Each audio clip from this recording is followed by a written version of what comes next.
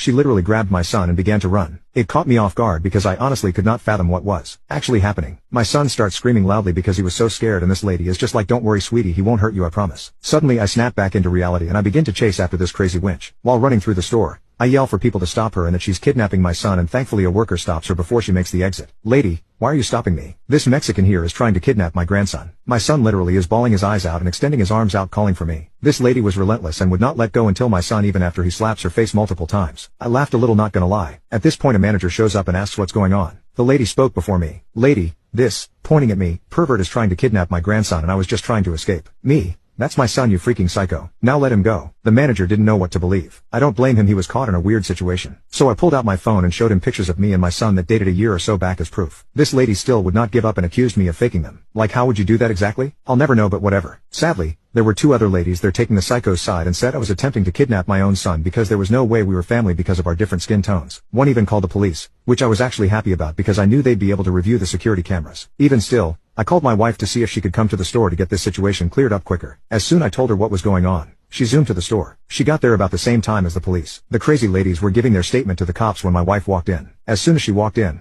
my son goes, "Mama, help." My wife is a true mama bear and she immediately flew into a rage when she saw this lady holding my son. "Let him go now," she demanded. The lady, claiming to protect our son from a pervert, was supported by two other women who accused me of trying to kidnap him. The officer, confused, asked the lady if she knew my son, but my wife clarified she had no idea who the lady was and showed a picture of my mother-in-law. The lady admitted she lied about being his grandmother but insisted she was protecting him from me. My wife said, "Who are you talking about again?" She pointed at me. "Oh, you mean my husband?" I presented my ID to the officer and the manager, and my wife did the same. We also each showed pictures of us on our phones to prove we were really a family. The cop nodded in approval and handed us our phones back and jotted down a few notes. The three ladies for some reason still kept trying to say this was all fake and my wife was in on the kidnapping and said we needed to be arrested. My wife lost it at this point and let off some colorful words I won't repeat here, but she definitely got her point across. Then the nail in the coffin came for the psycho trio. The office turned to the manager and asks, "Sir, do the cameras work here?" The three ladies' faces went pale, like ghostly pale. The officer reviewed the outside camera as I pulled into the parking lot and saw me take my son out of my car, and then as I went up and down the aisles, and most importantly the instance the woman snatched up my son and began to run. Upon his return he asks, "Would you like to press charges?" The lady said, "Yes, I would." Officer told her, "Why would I be asking you that question? Shut your mouth and sit down." He turns to me and repeats the question. Me?